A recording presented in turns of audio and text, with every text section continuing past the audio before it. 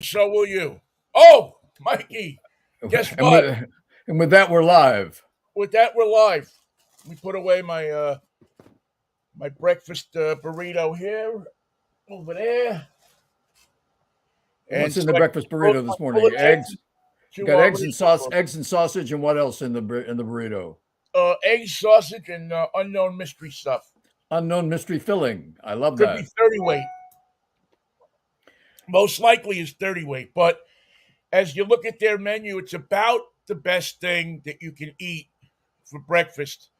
I mean, I guess you could do an egg McMuffin too, uh, and take the well, either the ham or the egg out. But really, when it comes down to it, both of them are not that harmful. The sausage is the next best thing, um, and I I've just just had thanks to you, I just had a KTIM flashback. You said Egg McMuffin, and I heard Bill Murray saying Egg a muffin, egg a muffin. Egg a muffin. I don't know why we used.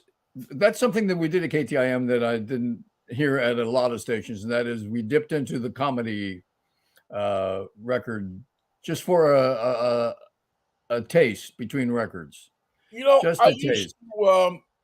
I don't know if you remember this, but I'm going to draw your memory a second here as I put my microphone in after noticing I forgot to. Um, I used to do a show at the first commercial radio station I ever worked at. I didn't do the show. I actually engineered the show, but there used to be a guy named Les Malloy. I remember Les Malloy, Remember Les definitely, Malloy? most certainly. And he did a show on KEST. He owned a piece of the station, but he did a show there every afternoon from 4 to 6 called Freeway Funnies. I remember that. I think. And all he would play in that format was just comedy bits. Uh, you know, uh, um, there was a lot of clean comedy back in those days. I was just thinking, even at KTIM, we had trouble with Richard Pryor, we had trouble with George Carlin, we had trouble with Lenny Bruce. Yeah, yeah, and part of my job at that time was going through the comedy bits that he was going to use, and making Makes sure that the any of the curse words, the 7 words, were not uh, aired. So we'd have to, take it, put it on a turntable in the production studio, run it onto a piece of tape, and then either edit it or bleep insert it. a tone, Meep. eh, in there. And I mastered the art of leaving the first letter in, so you knew what it was. Well, there was a sports guy in Los Angeles that ran. It was famous for running Tommy Lasorda's uh, expletive deleted tirade after a game when the guy asked him how he felt Right. about somebody getting tuned up for like 6 runs. How do I feel about it? How do I feel about it? Well, he went on to tell him exactly how he felt about it, and it went on and it went on and on, and it was just beep, beep, beep, beep, and it got funny. You barely heard any Tommy in between the beeps. Well, in those days, you earned your money doing that because, nowadays you just plug it into a computer and you just edit the sound wave. In these days, you had to have an ear, you had to listen, and then you had to be able to get the tape and cut it just right. You had to Just have so. such a fine, you had to know how to get it on the head just right and move the tape back and forth and then mark it with the grease pencil and cut it, and then just enough so you took not the whole word, but the first, you left the first letter of the word in. So it was And you it had to was put the beep in between them. You had to put the beep yeah, back. yeah, and then you had to put the piece of tone and on another piece of tape and put that in so that, and then you had to make it sound kind of natural. Beep. And we only had a 2 track, what every other radio station had. I wish it would have been a 4 track. I could have used 2 extra tracks every once in a while. And believe me, you can always use extra tracks. Mix down and continue. So by the way, Well, in case, well, in case did he have a Les Mola have a huge collection of comedy records? he did. He had a huge collection of comedy records, and what was his story? Yeah, I mean, he had been in that market for a gazillion years. I think he I lived think down he like was on. Menlo Park. I think he was in Channel 5 back in the early days. Yeah, he might have been. He was let. I later heard the story of Les Malloy as I progressed working there, and when I heard the story, I didn't particularly wind up liking the guy. I Yeah, I'm guess sure. his gig was he made his money by going around to Japanese people who were getting thrown out of their houses and put in internment camps Oh and God, this is this buying is their this sounds businesses. grim. Yeah, and Good buying their grief, businesses for like, pennies on a dollar. Would you rather have this $500 for your building um, or and nothing. get something out of it than nothing? And that was Les's modus operandi, and evidently he did it successfully enough that he did it, enough to make even back then when properties in San Francisco weren't worth as much money, he still had he still was able to rob people of a ton of money. After I heard that, I was almost sick. Uh, but at that time in that place, believe you me, he wasn't the only one. That's not much of a defense. No, no, not at all. That's almost a Trumpian defense. Yeah, Uh, but uh, I didn't do it till he did it, and he did it first. he did it first. And what about Yeah, and what about Hillary Clinton what taking about all the money Hillary? from She those did it. Japanese gardeners? Yeah, Oh man! So, by the way, in case you don't know, and you just stumbled upon us by happenstance, he's Michael Knight, and he's down in Pasadena, California. he's New York Vinnie. He's in Seattle, Washington. And if you just stumbled upon us because of a wild adventure, or better yet, as the police call it, misadventure, good for you. You're living on the wild side of the internet. You found Mikey and Vinny every Yes, Monday, dupe. Wednesday, and Friday at 10:10. Yes, doop, de doop, de doop, de doop, as Lou Yeah, Reed would so wonderfully say. Um, the only yeah, song so that it's mentions Friday. the only song that was a hit that mentioned colored girls and got away with it. Don't ask me how. Yeah, well, it was a different time. As much as with Les Malloy. I mean, America was thinking about different stuff in those days, and they Is and, and they, KEST still there? yeah, it is. As a matter of fact, I don't know. They were a broken time station for many years. Then they found fortune in, I believe, Filipino broadcasting. Really? They used to do. It was interesting. They did during the day. They did broken time. Well, it was all broken time. But in the evening, at 7 o'clock, it would switch over to black gospel. And Aha. all day Saturday and Sunday was black gospel. And those people pay cash. They come to the state. I mean, they used to come to the station with bags of money, Yeah. and That's the and, way and it's the way it is at every brokerage station in the nation. or I would go out to. It was funny because at the time, I was a salesman there. It was my first commercial radio job, and I had a bunch of those churches in Oakland, in East Oakland. So you would go out, and you had to go.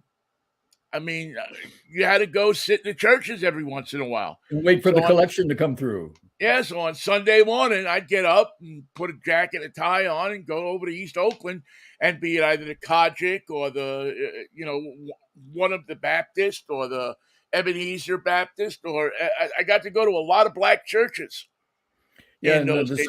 even the Southern Baptists who won't let women be part of their pastor will still pay cash and get on the air.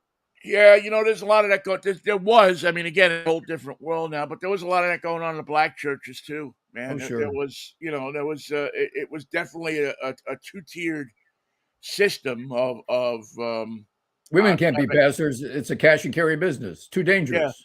I don't ever remember a woman pastor. There were several wives or girlfriends of ministers who took part in the ministry, but I don't remember any in Oakland in the 80s, early 80s, any women ministers at any church. The Women, story will, in church pastors, women yeah, pastors, I should right. say. The story will Um, sound familiar to you, Vinny, because I know someone who was involved with the broker time station in Seattle, which was on the AM dial, and they had offices right there on Lake Washington. I can't remember exactly what neighborhood it was in. I can't think of it at the moment. Anyway, the point is, it'd be an hour till showtime, and they'd see the pastor parked across the street waiting for the cash infusion to show up. They give it to him, he gives it to the station manager, and bingo, yeah, you're on the air in 5 minutes. we used to have people that would come to the station and leave envelopes Yeah. with. I remember taking an envelope one night. Somebody came, knocked on the door. I was working late. We were in the top floor of the San Franciscan Hotel on Market and 8th. That's where the studios were. That's where our offices were. I'm in there working one night doing I forget exactly what I was doing, but Putting together a tape for you, some other station. yeah, exactly. Knock on the door, and go out there, and it's two very nicely dressed ladies, and older women, and they hand me an envelope, and it had to be like $4,000 in the envelope in cash, all in Yeah, crumply bills. of course. They just got them out of somebody's pocket. Yeah, people would come and say, "I just want to leave $100 or $200."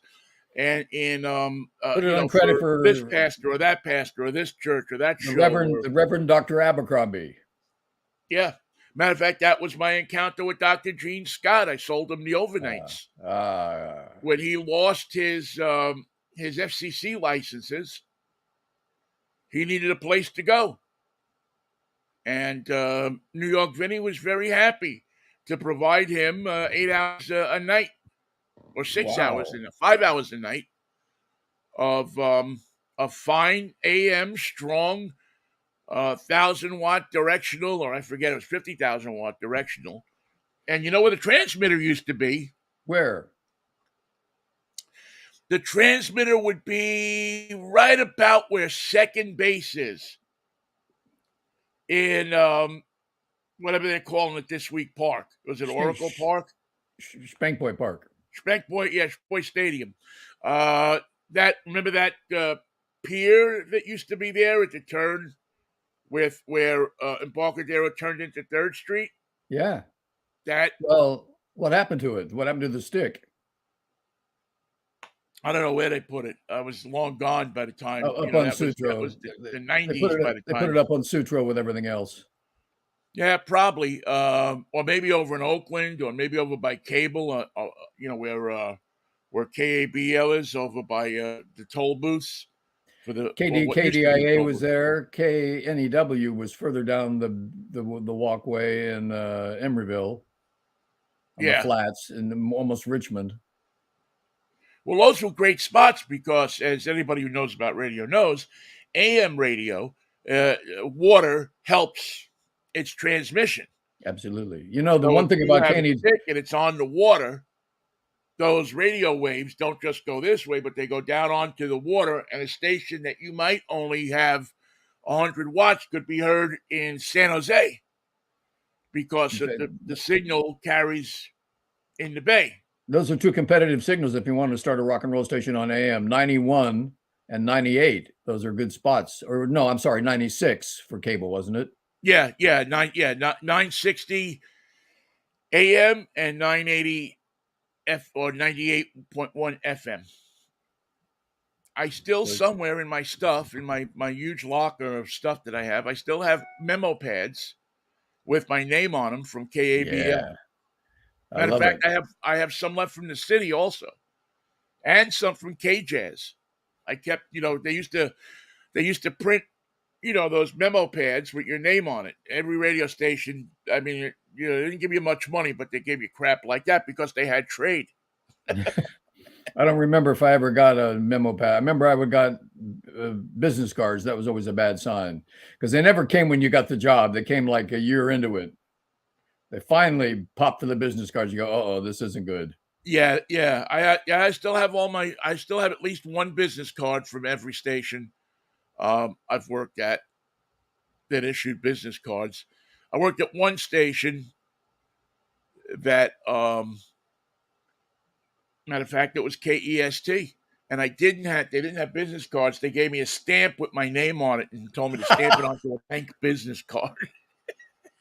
I Oh, think, and the reality is that was, there was so many people that went through there because the it was stamp was, everybody's first stop. yeah. It was your first stop, whether you wanted to be a board operator or whatever you want it to be. One of the cool things about working there is the guy who ran the station, the general manager who was partners in the station, also owned KRML Oh, really? Carmel. down in Carmel, which, as everybody knows, is the station that Play Misty for Me Exactly. was filmed in, and the call letters were used and everything. So I got to go down to Carmel a couple of times, and go see the studios down there. And I had always wanted him to put me on the air there so I could say, worked at that same radio station. What was their format in Carmel? Um, adult hits, Adult hits. standards. Yeah. And then I think they did a jazz show on Sunday night. And I think they may have carried. Did they carry Les Malloy? I think maybe for a while they actually carried Les Malloy, Freeway Funnies. the Freeway Funnies, but I don't know that lasted a long time. But otherwise, it was kind of a hybrid of adult hits, Yeah. MOR stuff, some jazz thrown in for spice, I but think not. it's still I think it's still there, isn't it? I think it is. Yeah, it's probably owned by Clear Channel. Too bad. Yeah, I mean, listen, I could think of a lot worse things in life than your last stop being KRML in Carmel. Not a bad idea. Yeah.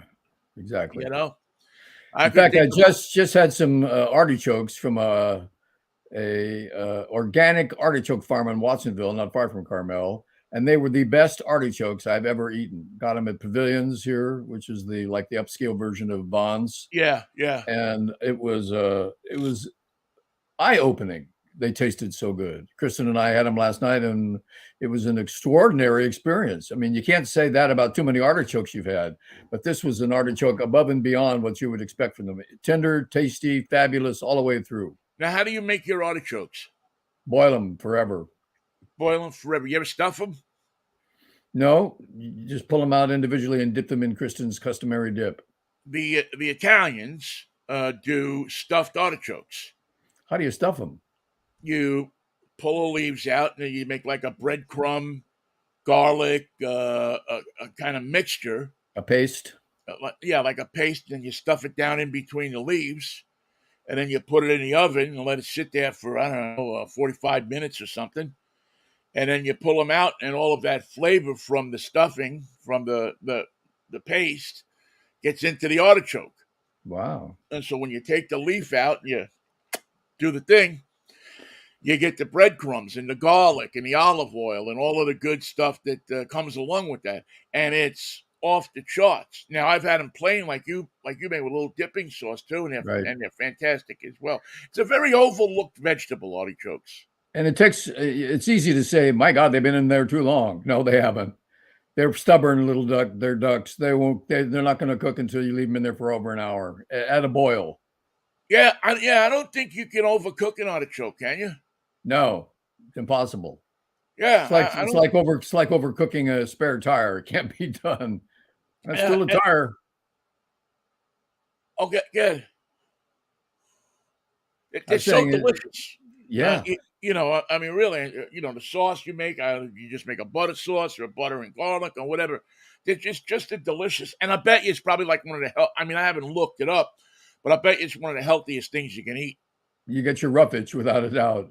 But tell me about the and then some. Italian before you stuff it, do you boil it and then stuff it and then put it in the oven? Or how do Yeah, I you think you boil it for a while, and then you boil it for a while, and then you stuff it, and then you put it in the oven.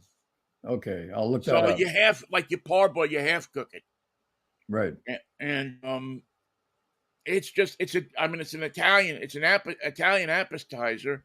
You basically stuff it with the same thing. You ever have stuffed clams? No. When they make the clams and they put them in and you can actually do it with the clams. You can take the clams, put them in the stuffing mix, and then put Oh, it into yeah. the artichoke.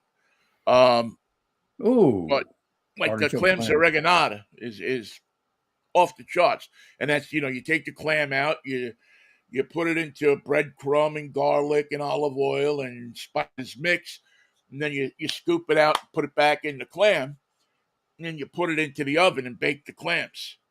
Bake the put them in the shells, back in the shell, put them in the oven and bake them for I don't know 10, 15 minutes or something like that, and it gets nice and hot inside. It tastes awesome. I mean, with a little bit of lemon on top. Oh, yeah. Oh my god! So it's amazing the things you can do with a little bit of lemon, a little bit of Yeah. butter, and a little bit of garlic. Actually, last night when the boiling, I put in a new spice that I got at Trader Joe's called it's called the Cuban mixture, and it's got garlic and Cuban spices and little hot pepper and a little red pepper and tasty stuff. You know the funny thing about that is they don't cook with a lot of spices in Cuba because they have trouble getting the Spices spices. that you learned how to do without. So a lot of Cuban cooking doesn't have. I mean, there's hot spice. It's hot. They have peppers, but some of those more exotic spices that we get used to that Oh, yeah. you don't you don't get them. It's not the food isn't bland. It's different because they don't have like I don't know. I don't think you can get oregano in Cuba. I think there's like no oregano on the island because they Isn't that actually tell you amazing? if you're traveling there to bring spices with you to give to people Wow. as a And you as brought a gift. baseballs. I brought baseballs. Yes, I That's a brought great idea. If I ever baseballs go, I'm and going to do the baseball same. cards, and I mean, I had a box of baseball cards. I wasn't, I was just sitting there. I knew there weren't any valuable ones, but they looked at a Tom Tresh like it was a Mickey Mantle. I saw Tom Trush play left field for the Yankees in the '62 World Series. Yeah, Tom Tresh, man, Not that it did me any good. a forgotten Yankee. Yeah, yeah, he could hit, he could play. Yeah, yeah, he's one of those guys that you always hear his name. Well, no, you don't always hear his name. You always hear everybody else's name on the Yankees, but you don't really hear too much about Tom Tresh. And he played every day. And he was everyday shortstop, man. You One know, of the I was going to throw you a curveball today, speaking of baseball, Vinny, and it has to do with something that you were close to in Pittsburgh, and it's in the news today as the verdict for the shooting at the Pittsburgh synagogue came through. 64 counts against the fellow who did the shooting, and he was guilty with all 64 counts. But you were there for the that day and for I the was there that aftermath. day, yeah, and the subsequent days to it. Good. There's no punishment for that piece of shit that that would equal the pain that he inflicted on the community and um on especially Jewish people. I mean, So, it's 11 old still folks hanging out at the synagogue that day. yeah, it's still the largest attack on Jewish people in the United States ever, and the thought that this guy. I can, I remember that morning. I was on the phone with my friend Lisa, that lives in South Carolina, and I had the TV on, but I had the volume down. And I looked up and I saw the news anchors Right. on it. I said, "Holy crap! What happened?" And so I looked at it, and they started talking about, I mean, they were down there live, and They had the guy and everything, and I went down. They had a march that night, a unity march, and I went down there and just you wanted to be with other people that night. Mhm. You just didn't want to be alone in your house. You just wanted to. It put such a scar on the community, not just Jewish people, everybody. I mean, he shot a couple of guys that were, there was two brothers that were like mentally deficient. They went there with their mother, and he killed, I believe, the two brothers and the mother. For what? These people weren't bothering anybody. They were no threat to him. Well, you remember his twisted rationale that the Jews were somehow sneaking immigrants across the border with the old replacement theory. They were going to replace the white people, in the middle of the night, switch them out. Who knows how the demented plan was. That was the basis of his hatred of the Jews. That's why instead of going to the border to shoot immigrants, it was easier just to go to Pittsburgh and shoot Jews. Well, and he lived not far from Pittsburgh. He just lived in a suburb right outside of Pittsburgh, and that was that was the Trump. That was the result. When Of you years say of what Trump. harm did Trump really do? Um, Exactly. that was a clear result to me of his hate speech, his rhetoric about these people and those people and that people. It gave everybody who hated somebody, every demented piece of crap who had a reason or thought they had a reason to be upset at one group or another, gave them license to go out and do stuff like that. Because look at our president's making hatred so much fun. He talks about it every day. He laughs it off. It's just a joke for him. It's acceptable. We're going to get involved. We're going to become more violent. We're going to become more apparent. We're going to be in your face. And you know why? Because Donald Trump said it was okay. So let's go get some Jews. And I remember how livid I was because he came to Pittsburgh. I don't know. As a matter of fact, I think I still have it probably. I actually wrote I posted it on Facebook. Sometimes I write stuff just for the hell of writing, the Just to hell put the words together. Yeah. of writing it because you get so pissed off at things. And I wrote this note, this kind of letter to Donald Trump about not coming. Don't come to Pittsburgh. Don't. Well, write another one. Tell him don't come to California either. You can spare the time. Yeah, it was just so. But to his credit, and I won't give him credit often, but to his credit, he came. He got out of the limo. He didn't make a show out of it. Really, he got out.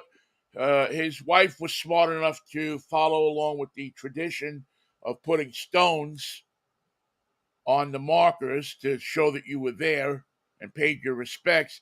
And then they got back in the limo and they left. And then they went over to the hospital to visit one of the cops that had been injured, that had been shot by this scumbag.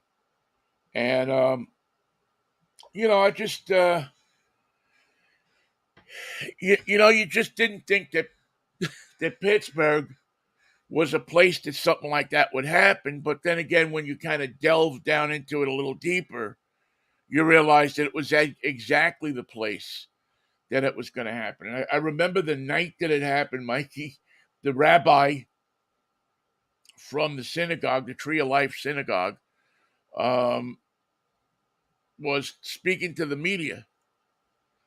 And he had his yarmulke on, and the yarmulke had a Pittsburgh Pirates P on it. Typical Pittsburghian. It was, yeah, it said everything you really wanted to know about Pittsburgh. There's your priorities, and then there's your priorities. Now, here's a team that hasn't won in years.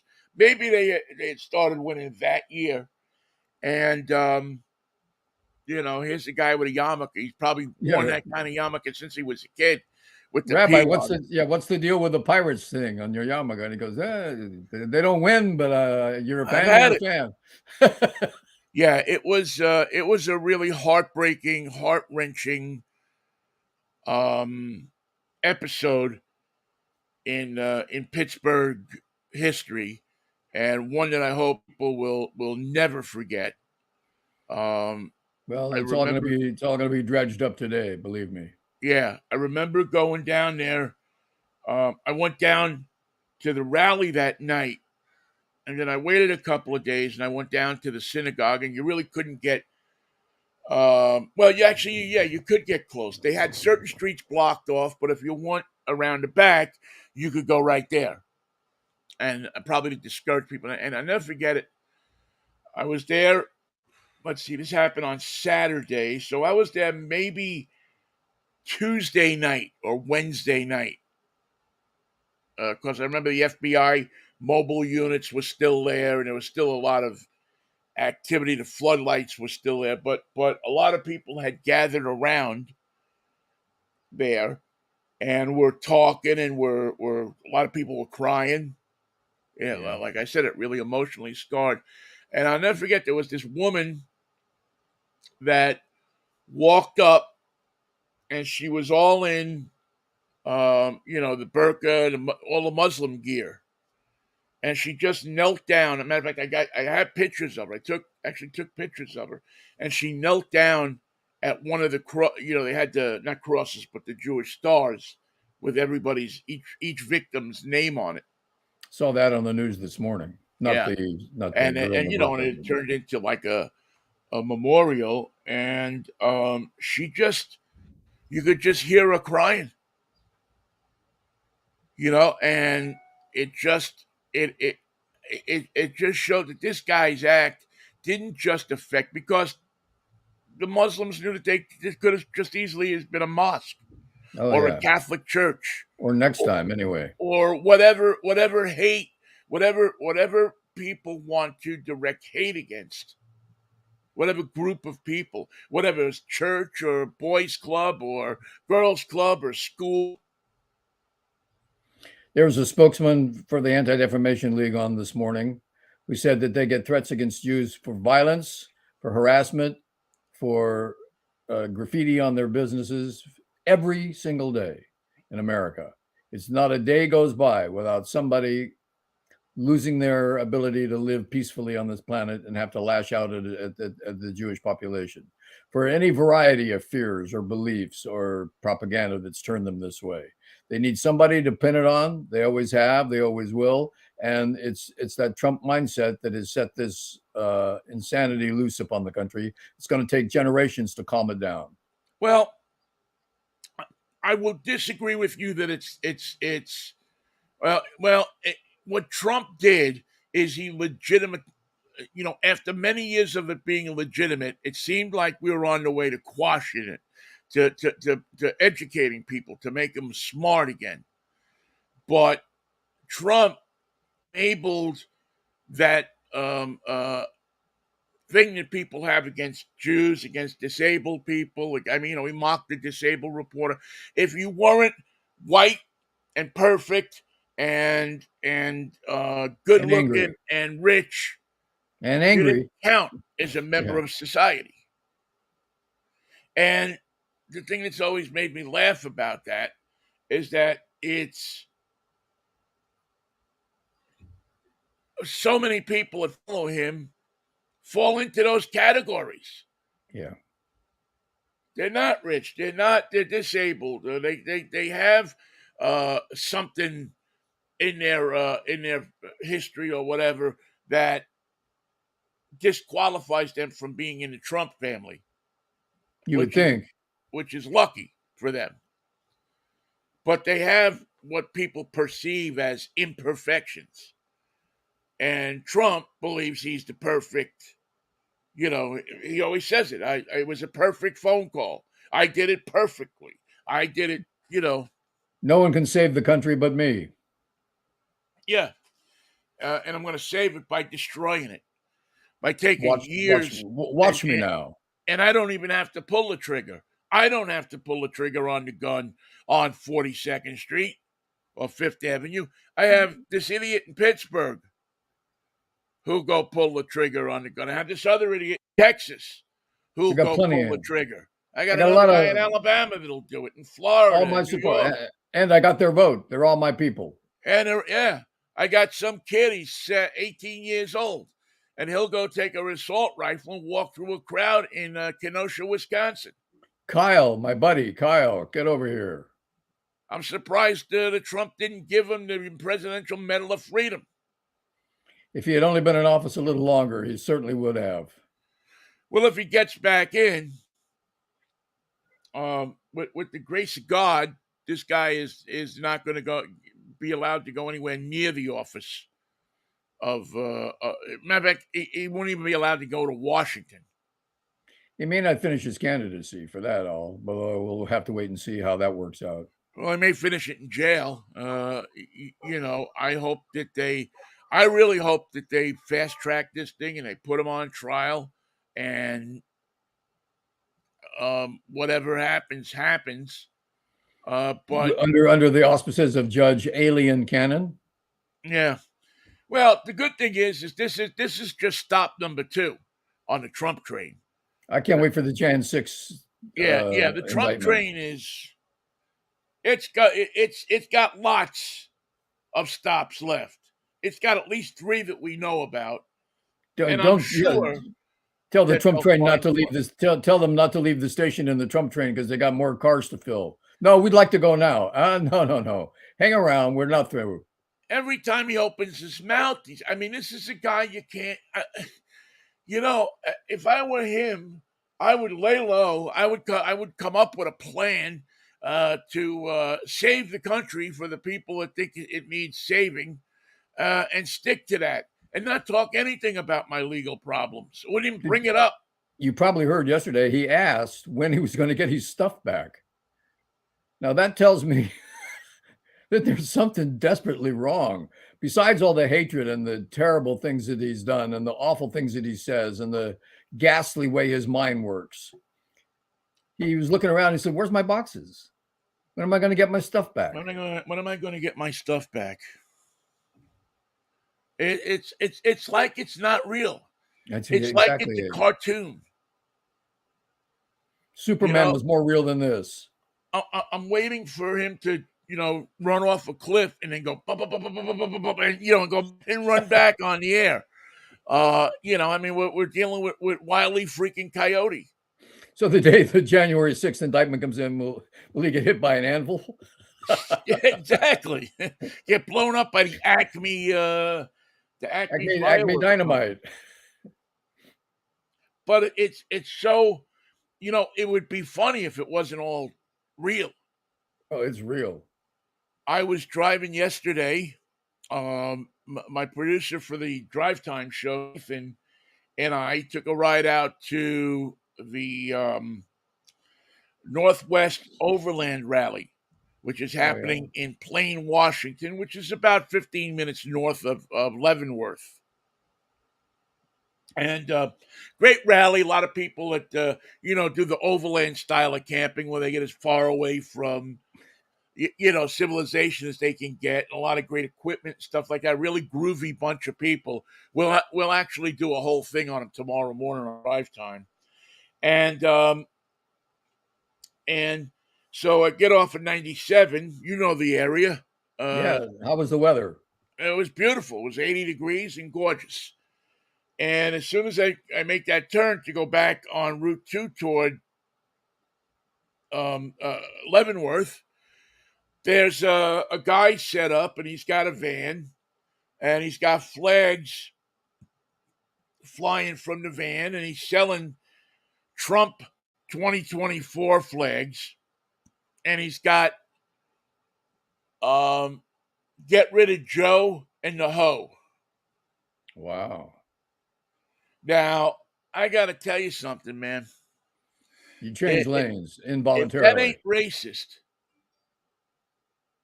I mean, and I was tempted to stop and actually ask this guy, but as we've learned, you can't reason with these people.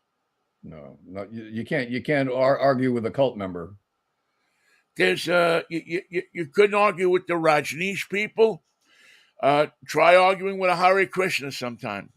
Hare Rama. Yeah, I mean it's fruitless. It's pointless. But I just thought that this is supposed to be the party of class, the party of dignity, the party At of one time. conservatism, Yeah. and At one time. putting a flag up. This is get rid of Joe and the Ho is classy. We think it's funny. It's meant as a joke, like a Trump joke. It's funny. It's hilarious. Yeah, the joke is on the United States. That's who the joke is on. Really? It sickens me. I mean, listen, if you want to be for Trump and you want to be for people that have a different opinion than you or I might have, I mean, God bless you. But whatever happened to all that stuff about respecting the office and respecting uh, the people? And listen, I'm guilty of it too. I mean, I run around for 4 years calling him President Slapdick. Yeah, but you never devoted yourself to destroying the very structure of the government. Right? Exactly. When do you realize that it has crossed the line from comedy and parody to this guy brainwashing people and turning them against their own interests? But Yeah. that's what the television preachers got to do. If they want to get your money, what do they got to do? They got to turn you against. Instead of spending your money on liquor, you got to take that money and send it to them. You're going to give it to the devil, or you're going to give it to Reverend Dr. Abercrombie and his Deacon Fitch. Deacon Fitch, go down there. I see they're passing the plate. Make sure there's no light fingers on that plate. Hurry up. Yeah. Make sure that everybody is hustle down there, brother. Nobody's taking it. Because we got to get on the air this weekend. Oh my God! I got to send cash to Les Malloy. Well, I'm glad they got this guy, and convicted him. As I say, I don't know any kind of punishment that you could do that would make any one of the people that have been affected by this feel any better, or like there was an equal justice. There is no equal justice in something like that, because you can't bring. As I said on the air today, there's no happy ending, Vinnie. Not to this. It's over, but it's not finished, and there's no happy ending. Well, what's sad is that there are people who will hero worship this guy. Yeah. There are people out there that will see him as a martyr, that will see him as somebody who sacrificed something for the continued fight for America. Yeah. The America that they look at, that has no black people, no Jews, no Italians, no mixed races, no nothing, just white people. Just Idaho, as far as you can see. Yeah, just white people. That's it. Christian white people. People who have no ancestors from Europe. Oh, wait. People who have no ancestors. Well, we're going to have to put in some amendments. Yeah, we're going to have to move things around because we found out that Hitler was half Jewish. I mean, sorry. And he was from Austria. I thought he was born in Germany. No, he was from Austria. No, and wait a minute. His father had illegitimate, brother. No, don't worry about that. No, that's what they say. That's what they always say about the leader, the Fuhrer. It's always funny how these people always want you to be something that they could never be. They want you to be, or they want their followers to be pure and clear. And meanwhile, Jerry Falwell is banging a secretary. Or somebody had to do it. or Jim Baker is running around with a boyfriend.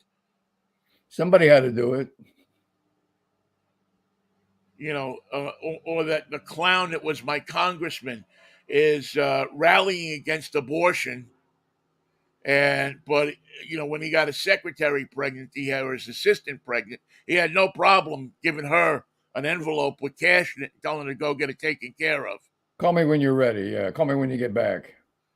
Here's an extra 20 to take an Uber from the abortion place because I can't be seen with you. We spare no expense. Yeah. Matter of Nothing fact, personal. Here's 25. Take Uber XL. You might be a little sore after it. Ooh. And that's the truth. That was your real congressman. Yeah. Oh yeah. Yeah. He was the guy. He had to resign because at some point all the facts came out. Whoop-de-doo. What a party. And they had to have a special election, and that's when Connor Lamb got elected to Congress. Then he tried to run for Senate and got beat by Fetterman. And now Fetterman's in the Senate, and God only knows what's going on with him. I think he's feeling better. Yeah, he seems to be. I mean, I love the fact that, you got 9 guys standing up there in ties. There's Fetterman with his Carhartt hoodie and shorts. And I like it. yeah, you know what? In a strange way, I do. I mean, I think you're probably supposed to have some decorum in those situations, but who's he hurting? Nobody. I remember after a basketball game, all the players and the announcers were wearing suits, and they were commenting on it, how bright and fancy and wonderful their suits were that night. Their guest was Kevin Durant. He's in his sweats. They said, "Kevin, you could have worn a suit." And he said, "No, I like to be cozy." So sweatpants, sweatshirt, hoodie, you're warm, you're cozy, you're ready to go. You don't need a suit. And Fetterman has shown that that's the case in his life as well. Yeah, and everybody thinks he's crazy and he's big, so they let him get away with it. You don't want this guy going off. Maybe that's his plan. Let make him think you're a little off when you get there, and nobody will mess with you. I think that's true in America, especially. Except for Rand Paul. Rand Paul might. Oh God. Well, his neighbor's taking care of him. His neighbor. What's the kid's name? Scoochie Paul. Yeah. Biff Jiggaman Paul. Don't make me spit my coffee out my nose.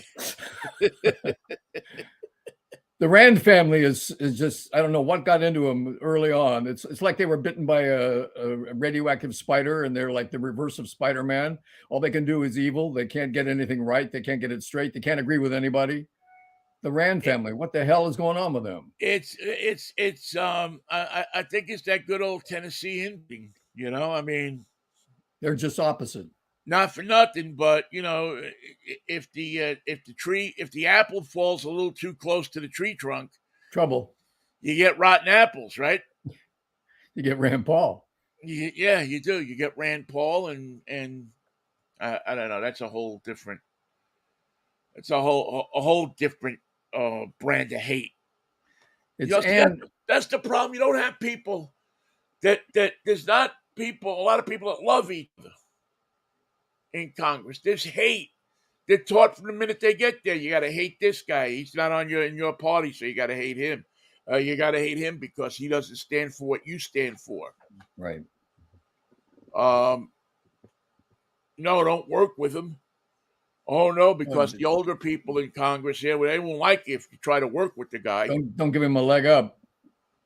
And so you see all of these people, the Kitzingers, and who's the other guy that I'm trying to think of? Jim Jordan? No, with the glasses. He's a Republican, but he's like a real moderate. He's the guy that got with the other congressman and they took a car trip across America. Grassley? No. Would you want to get in a car across America with Chuck Grassley? If I were Shoot. Robert De Niro, we could make a movie.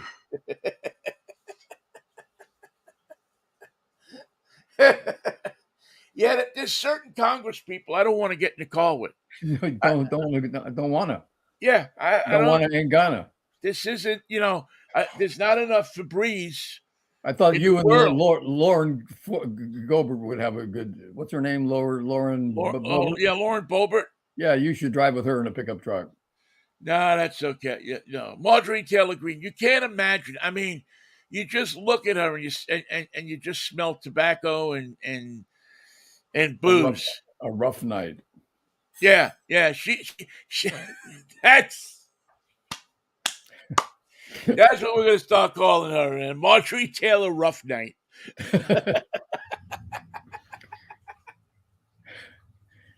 and that's a good day. You just nailed it, Mikey. She just looks like a rough. If you could draw a picture of what a rough night looked like, you'll know it when you see it, my son. It would be MTG, boy. That's Vinnie night in Georgia right there. And I mean it poured. Well, today is a fractious Freaky Friday, and Kristen and I are going to become the Commodore and the Tutu in just a few moments because we're going to be taking care of the smaller units. Wonderful. And everyone's feeling a little bit better. They had a rough beginning to the week for Boaster, but he's feeling better now. Good. Well, you send my love to that little boy and your daughter's whole family. I'll tell him his uncle is worried about him. His uncle loves him and thinks about him, is praying for him.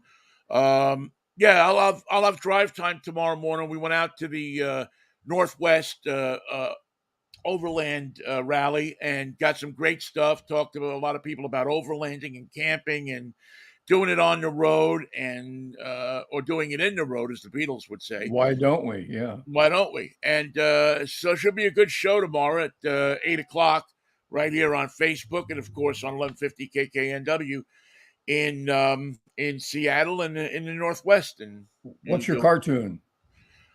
We have a live cartoon. Whoa. We have, I saw this woman, as you see with any camping trip, there's, always people with musical instruments. Somebody always brings a guitar. So I went up to this woman, Nikki, and I said, do you know any car songs? And she says, yeah, I think I know one. So while it's not the greatest setup in the world, Nikki is going to sing us a car song tomorrow morning live and in living color. So,